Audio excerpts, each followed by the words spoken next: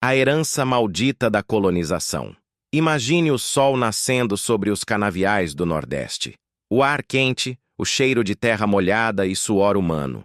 Lá atrás, no século XVI, era aqui que o Brasil nascia, entre o som dos chicotes, o grito dos escravos e o tilintar do ouro que não ficava. Você já se perguntou por que o berço do país, o ponto onde tudo começou, se tornou também o seu chão mais castigado? Como o lugar que sustentou um império se transformou, séculos depois, em sinônimo de pobreza e esquecimento? O Nordeste foi o primeiro palco do Brasil. As capitanias hereditárias se espalhavam pela costa e o açúcar, ouro branco da época, corria nas veias da economia colonial. Mas enquanto os engenhos cresciam, o povo morria. A riqueza era exportada, o poder concentrado em poucas mãos, e a pobreza plantada como uma semente que cresceria com o tempo. Era o início de uma maldição silenciosa, a concentração de terras. As capitanias pertenciam a famílias ricas e poderosas que mandavam mais do que o rei. Elas controlavam tudo, as colheitas, as leis e até as pessoas. Esse sistema criou uma elite fechada, acostumada a mandar, enquanto o restante vivia sob sol e sangue. Foi aí que o destino do Nordeste foi selado. Quando o açúcar perdeu valor, o povo ficou com o que sobrou, a terra seca e o esquecimento. Curiosidade histórica: o Brasil nasceu com 15 capitanias hereditárias. Dessas, a maioria ficava no Nordeste. Pernambuco, Bahia e Ceará foram os grandes motores da economia colonial. Mas a riqueza, em vez de se espalhar, foi drenada para Lisboa. Agora imagine a cena. Um senhor de engenho, com roupas brancas de linho, olhando do alto do casarão.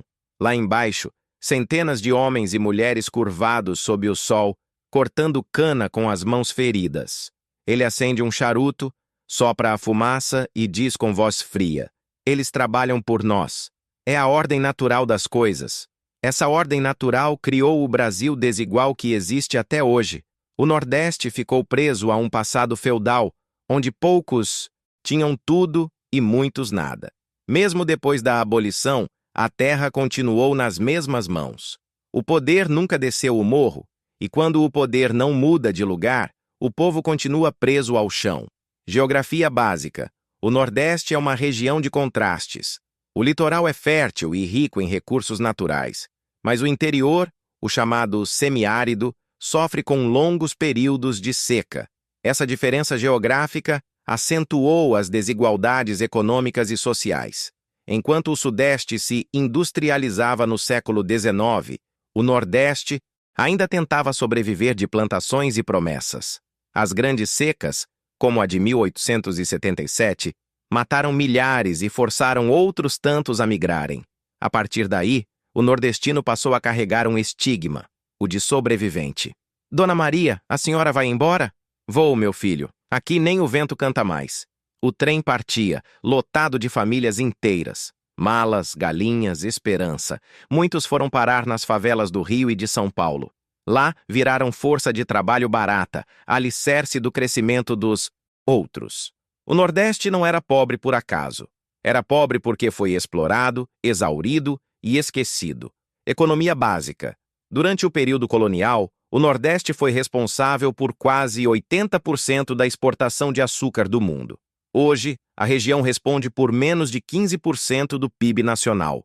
Politicamente, as oligarquias nordestinas, conhecidas como coronéis, mantiveram o poder por décadas. Eles dominavam a política local com base em trocas de favores, controle do voto e dependência social.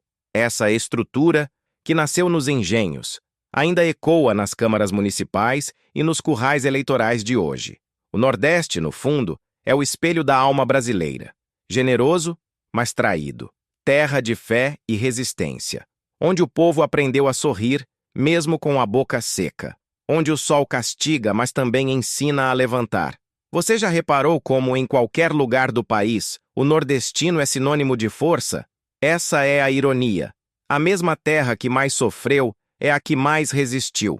Enquanto o poder migrou para o Sudeste, o Nordeste ficou preso no tempo.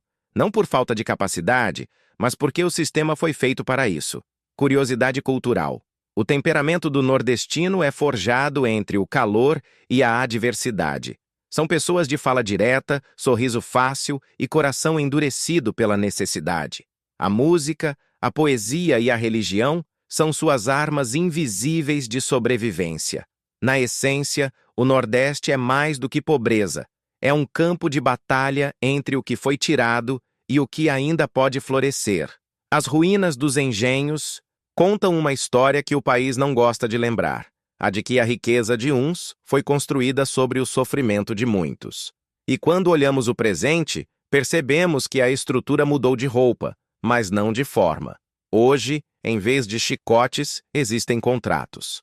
Em vez de senzalas, periferias. Em vez de navios negreiros, ônibus lotados indo para São Paulo.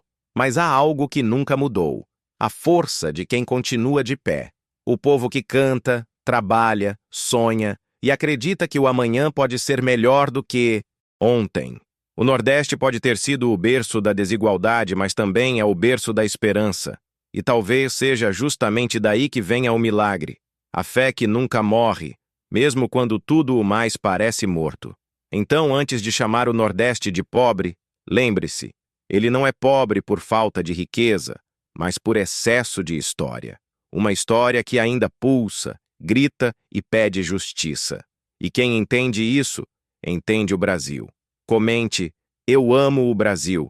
Se você acredita que a verdadeira riqueza de um povo está no que ele tem, mas no que ele suporta, e ainda assim escolhe sorrir. A economia fantasma. A riqueza que nunca ficou. Imagine uma terra que produz, trabalha e canta, mas nunca vê o fruto do próprio suor. Imagine o som dos portos de Recife no século XVII, o estalar das cordas dos navios, o eco das moedas batendo no chão, o cheiro forte de melaço e maresia. O Nordeste era o coração pulsante do Brasil, o motor que girava o Império Português. Mas aqui vai o paradoxo: quanto mais o povo produzia, mais pobre ficava. Por quê? Porque toda a riqueza gerada no Nordeste foi feita para partir.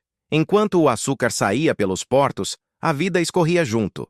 Lisboa, Amsterdã e Londres enriqueciam, enquanto os trabalhadores nordestinos mal tinham o que comer.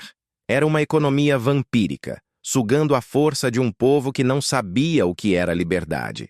Curiosidade histórica: Recife foi um dos portos mais importantes das Américas no século XVII. Por ali, passava o açúcar brasileiro que sustentava metade da economia europeia. No entanto, mais de 80% do lucro ficava fora do país. A cena era de esplendor e miséria.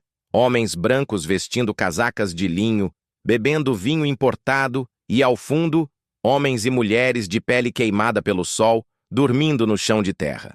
Mas, senhor, e o salário? Salário? O trabalho já é bênção demais, homem. Um silêncio amargo. O mesmo silêncio que o tempo não apagou. O Nordeste, desde então, viveu sob o peso de uma economia que nunca lhe pertenceu. Primeiro foi o açúcar, depois o algodão, o couro, o cacau, o café. Em cada ciclo, o mesmo destino. A riqueza passava, o rastro de pobreza ficava. É como se o Nordeste tivesse sido programado para servir, não para crescer. Uma engrenagem perfeita para manter as elites no topo e o povo no chão. Curiosidade geográfica. A economia do Nordeste sempre dependeu de exportações. A falta de industrialização e a concentração de terras impediram o desenvolvimento interno. Até hoje, a região importa mais produtos do que exporta, um desequilíbrio estrutural que mantém o PIB regional abaixo da média nacional. Mas há algo mais profundo nessa história, algo quase espiritual. A pobreza não é apenas uma falta de dinheiro, é a presença constante de um sistema invisível que drena energia, dignidade e fé. Os colonizadores europeus impuseram não só um modelo econômico, mas uma crença, a de que o Nordeste nasceu para servir. Essa crença virou cultura, e cultura, quando repetida por gerações, vira destino. Curiosidade social. O Nordeste tem uma das culturas mais fortes e diversas do Brasil. Festas como o São João, o Bumba Meu Boi e o Carnaval de Olinda são patrimônios da humanidade. Por trás da alegria, a resistência. A cultura virou arma contra a miséria e o esquecimento. Em cada feira de rua, em cada forró improvisado, há mais do que música. Há uma forma de dizer: nós ainda estamos aqui. E é isso que o poder central nunca entendeu. O Nordeste não sobrevive por esmola, sobrevive por identidade. Mas o problema da economia fantasma não acabou com a colônia. No século XX, as grandes indústrias foram erguidas no Sudeste: São Paulo, Rio, Minas. Enquanto o Nordeste recebia promessas, discursos e migalhas. Governos criaram órgãos como a Sudene para equilibrar o desenvolvimento. Mas o que veio mesmo foram políticas que reforçaram a dependência. Incentivos que beneficiavam empresas de fora, não os trabalhadores locais. Curiosidade política. A Sudene, Superintendência de Energia, Desenvolvimento do Nordeste, foi criada em 1959, sob o governo de Juscelino Kubitschek. Seu idealizador, Celso Furtado, sonhava com uma revolução econômica na região. Mas o golpe de 1964 desmontou o projeto. O Nordeste, mais uma vez, viu sua história interrompida. Era como se toda tentativa de autonomia fosse punida. Como se existisse uma força invisível que dissesse: não, você não nasceu para comandar. Mas a geopolítica é feita de ciclos. E o Nordeste, silenciosamente, começou a se reinventar. Nos últimos anos, a energia eólica e solar transformaram o sertão em um novo centro estratégico. As mesmas terras que antes eram vistas como improdutivas, agora geram energia limpa para o país inteiro. O sol, que antes castigava, hoje ilumina o futuro. E isso muda tudo. Curiosidade econômica. O Nordeste concentra hoje mais de 80% da produção de energia eólica do Brasil e está se tornando líder em energia solar. Estados como Bahia, Piauí e Rio Grande do Norte estão atraindo bilhões em investimentos. Mas ainda há um problema. Quem lucra com essa nova riqueza? Muitas vezes as empresas são estrangeiras. O povo local continua recebendo apenas o mínimo. É o mesmo modelo, com outro nome. A economia fantasma muda de rosto, mas nunca de essência. O Nordeste continua sendo uma terra que produz para os outros. No entanto, há uma semente de mudança. Jovens empreendedores, artistas, professores e líderes comunitários estão reconstruindo o orgulho nordestino de dentro para fora. Eles não esperam mais o salvador de terno vindo de Brasília. Eles criam o próprio caminho, com coragem, criatividade e fé. Curiosidade cultural. O temperamento do nordestino é resiliente. São pessoas que transformam sofrimento em arte, seca em poesia e falta em força. A hospitalidade é natural, o humor é escudo e a fé é combustível. E talvez esse seja o verdadeiro ouro que nunca conseguiram roubar. Porque o povo nordestino carrega algo que nenhum sistema econômico consegue medir: a alma. Uma força que não se compra nem se vende, mas que resiste. A economia fantasma ainda ronda os portos, os contratos, as decisões políticas. Mas agora, há olhos atentos, há consciência. E quando um povo desperta, não há poder que o faça dormir de novo. O Nordeste não é mais apenas a terra da pobreza. É a terra onde o Brasil nasceu e onde o Brasil ainda pode renascer. Comente: eu amo o Brasil, se você acredita que a verdadeira revolução começa quando o povo entende o valor do que tem e decide nunca mais deixar que levem embora. Espere o próximo capítulo: O Império das Secas, quando a natureza vira política. Para continuar a jornada. O Império das Secas, quando a natureza virou política. O sol nasce forte no sertão. A terra racha. O vento levanta poeira. O horizonte treme no calor. Não há canto de pássaro. Não há verde. Só o silêncio pesado da sobrevivência. E então surge a pergunta: será que a seca é mesmo apenas obra da natureza? Ou é uma arma política que vem sendo usada há séculos?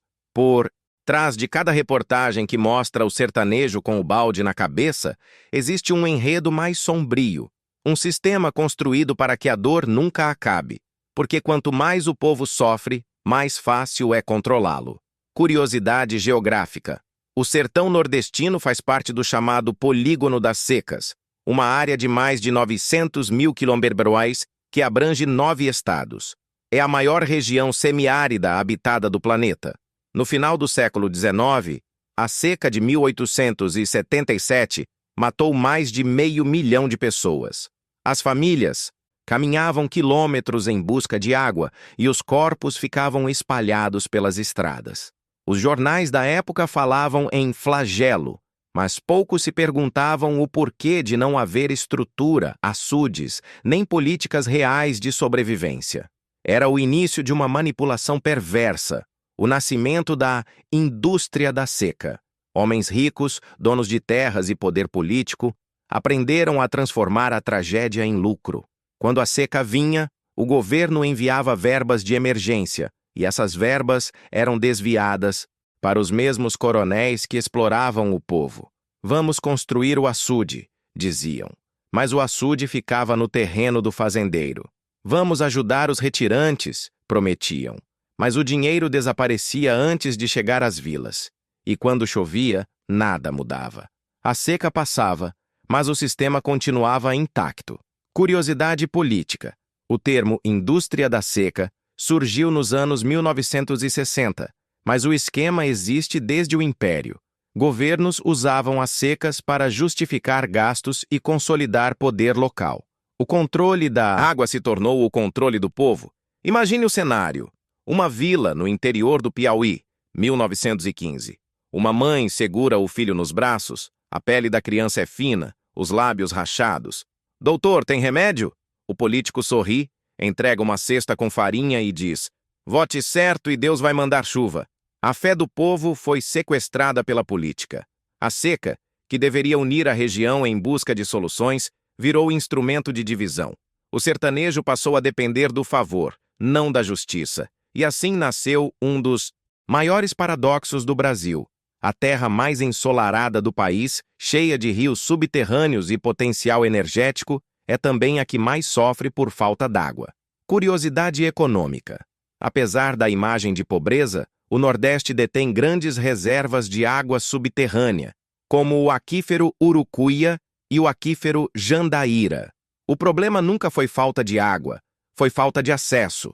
No século XX, o governo tentou resolver o problema com o DNOCS, Departamento Nacional de Obras contra as Secas.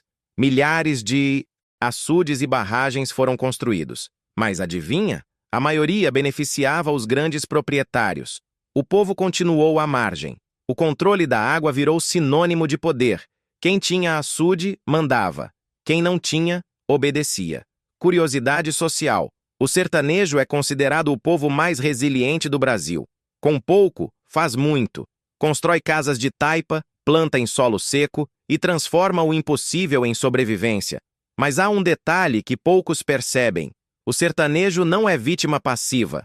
Ele resiste com sabedoria ancestral.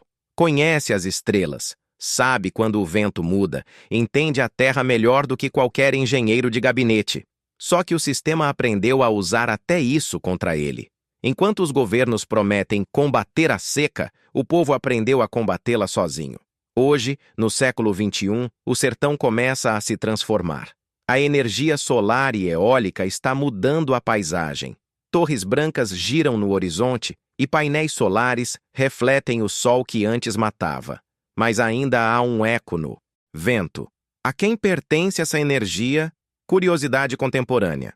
O Nordeste é responsável por cerca de 90% da energia eólica do Brasil, mas as maiores empresas do setor são estrangeiras. O sertão continua produzindo riqueza, que vai embora. E aí, a pergunta volta. Será que a seca acabou? Não. Ela apenas mudou de forma. Hoje, a seca é econômica, cultural e política. O povo ainda espera chover oportunidades. Mas há algo novo surgindo. Uma consciência coletiva. Cientistas locais, comunitários e jovens ativistas estão quebrando o ciclo. Eles constroem cisternas comunitárias, estudam tecnologias simples e devolvem o poder da água ao povo. Eles entenderam o segredo. O sertão não precisa de pena, precisa de autonomia. Curiosidade espiritual. A religiosidade nordestina é profundamente ligada à seca. A fé em santos como Padim Cisso e Nossa Senhora das Dores é expressão de resistência. O sertanejo acredita que a água é bênção divina e que o sofrimento purifica. Talvez seja essa fé que o manteve vivo por tantos séculos. A crença de que a chuva um dia chega. E quando chega, é uma explosão de vida. O chão seco floresce, os rios renascem e o povo canta. É como se o sertão dissesse: eu nunca estive morto, só estava esperando o tempo certo. Mas o tempo certo não é apenas o da natureza, é o da consciência. Enquanto o povo acreditar que a salvação vem de fora, continuará refém. Mas quando entender que o poder da água, da terra e da vida sempre esteve dentro dele, o império das secas finalmente cairá. E talvez nesse dia o Brasil inteiro aprenda algo que o sertanejo já sabe há muito tempo. Não há castigo maior do que depender de quem lucra com a sua dor. Comente: eu amo o Brasil. Se você acredita que o sol que queima também pode iluminar e que o sertão não é o fim, é o recomeço de um povo que nunca desistiu. Espere o próximo capítulo. Os donos do poder, coronéis, promessas e manipulação para continuar a jornada. Os donos do poder, coronéis, promessas e manipulação. Você já se perguntou quem realmente manda no Nordeste? Não, não é o governador, não é o prefeito, muito menos o povo. Há um poder invisível, antigo, enraizado no DNA político da região. O poder dos coronéis, homens que transformaram voto em moeda, miséria em controle e o medo em obediência. Eles são os fantasmas da história, mas ainda andam entre nós. Imagine uma pequena cidade do interior. As ruas são de barro. O cheiro de café recém-passado sai das casas simples. Lá no alto do morro, um casarão branco domina a paisagem. No alpendre, um homem de chapéu de couro, charuto na mão e olhar frio, observa tudo. Ele sabe o nome de cada morador, decide quem ganha emprego, quem perde o terreno, quem vai ter água. A palavra dele é lei, e a lei dele é o medo. Curiosidade política. O coronelismo surgiu no final do século XIX, após a proclamação da República. O termo vem dos coronéis da Guarda Nacional, fazendeiros locais com poder militar e político. Eles controlavam eleições, distribuíam favores e manipulavam o voto dos trabalhadores rurais. Seu José, o senhor vota em quem? Em quem o coronel mandar, doutor? Aqui a gente não escolhe, a gente sobrevive.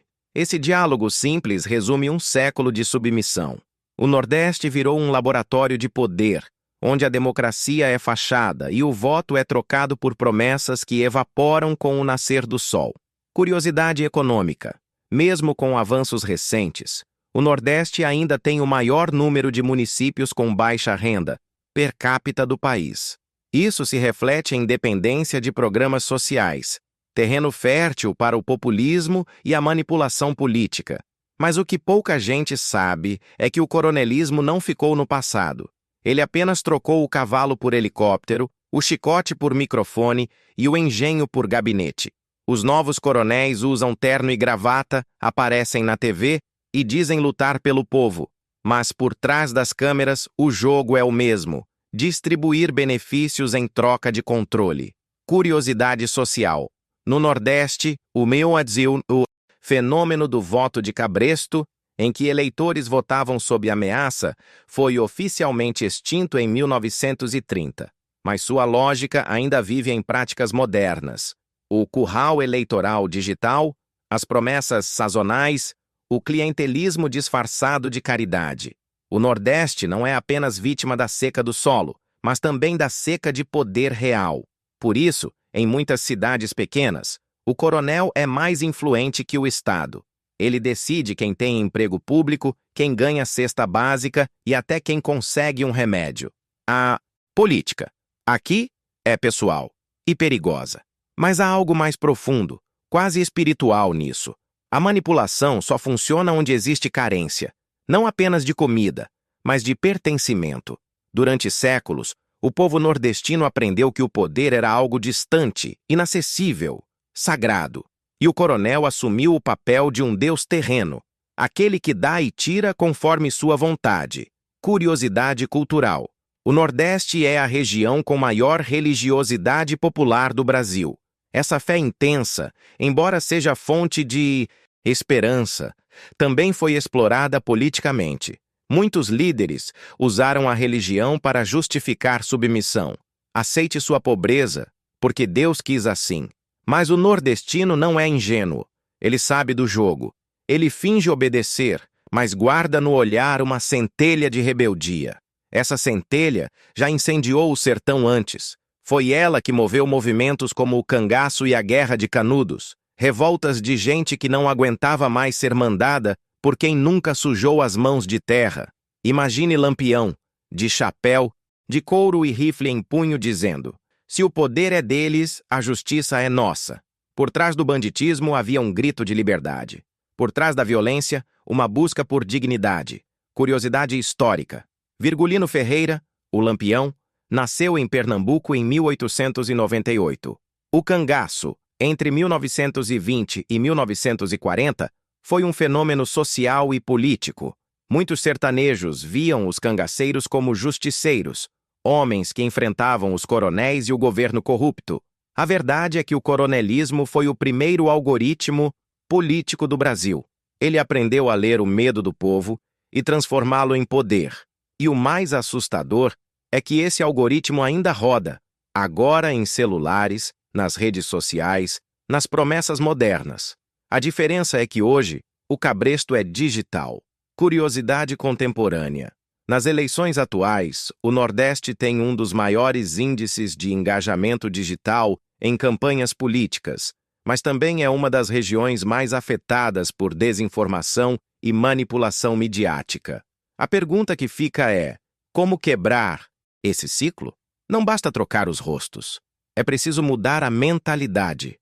O coronelismo não sobrevive apenas pela força, mas pela crença de que sempre foi assim. Mas nada é eterno quando a consciência desperta. E ela já começou a despertar. Hoje, em muitas cidades pequenas, jovens estão se candidatando, criando coletivos, educando o povo sobre política e direitos. Eles desafiam os velhos coronéis com algo que eles nunca conseguiram dominar: a informação. Curiosidade educacional. O Nordeste tem aumentado significativamente seus índices de escolarização. Estados como Ceará e Pernambuco têm os melhores resultados do país no ensino fundamental. A educação está se tornando o novo motor da revolução silenciosa. O Nordeste não precisa de salvadores, precisa de espelhos. Quando o povo olhar para si e ver força, não medo, quando entender que o poder verdadeiro nasce da união e não da submissão, os coronéis perderão o trono. E talvez o país inteiro aprenda o que o Nordeste sempre soube, que o poder que se impõe pelo medo é frágil diante de um povo que decide pensar. Então, da próxima vez que ouvir alguém dizer que o Nordeste é manipulado, lembre-se: não é manipulado quem é ignorante, mas quem é impedido de saber. E a maior forma de resistência é aprender. Comente: eu amo o Brasil, se você acredita que o povo nordestino não nasceu para obedecer, nasceu para liderar. A alma do Nordeste. Fé, cultura e resistência. Você já percebeu que, mesmo nas regiões mais pobres do Brasil, há algo no Nordeste que nunca morre? Uma força invisível, quase sagrada, que faz o povo sorrir enquanto o chão racha e o vento corta o rosto. O que mantém um povo de pé quando tudo parece conspirar contra ele? Não é o dinheiro, não é o governo, é a alma. O Nordeste é mais do que um pedaço de terra, é um território espiritual, um espaço onde o sofrimento se mistura com a fé, onde a miséria convive com o riso e onde o desespero é transformado em arte, música e esperança.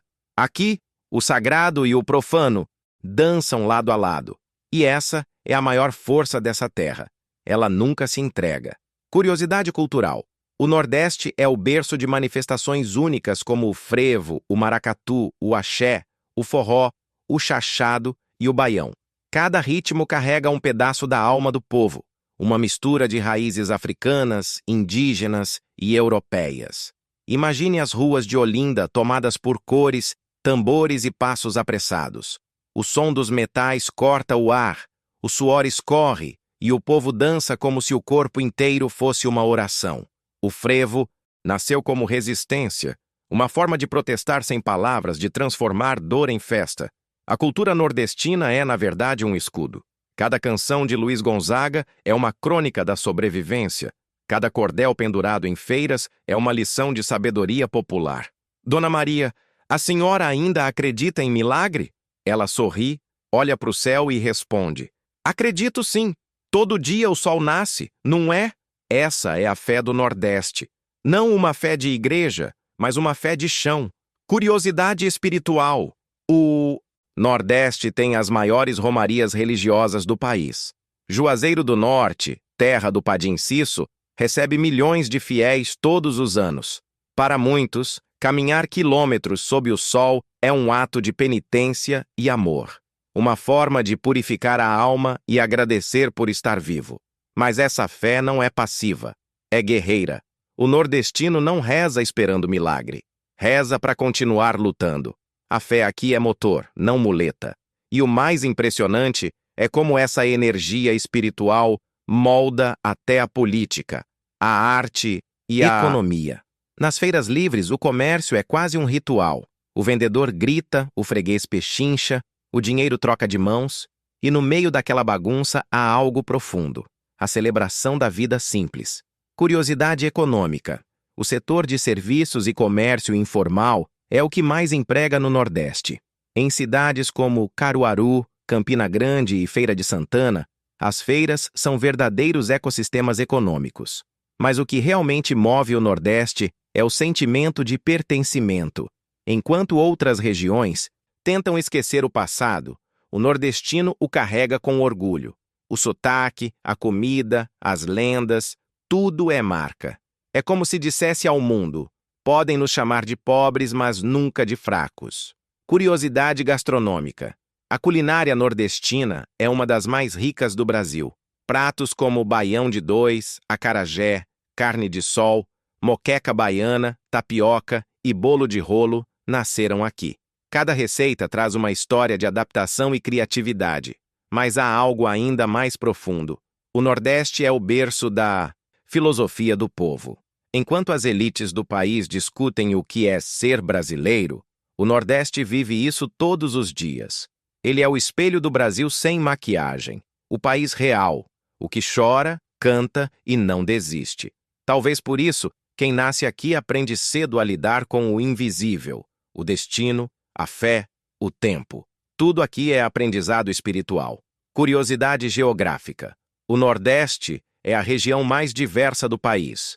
Do sertão seco às praias paradisíacas, são 9 estados com realidades completamente diferentes. A Bahia tem a maior costa litorânea do Brasil.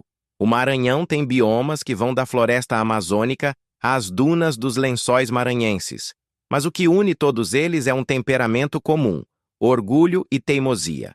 O nordestino é teimoso no melhor sentido. Ele insiste na vida. Pode cair 1000 vezes, mas levanta com a cabeça erguida. E isso confunde quem olha de fora. Porque o que é sofrimento para muitos, aqui é prova de fé. Como é que vocês aguentam tanta seca, tanta pobreza? A resposta vem: simples.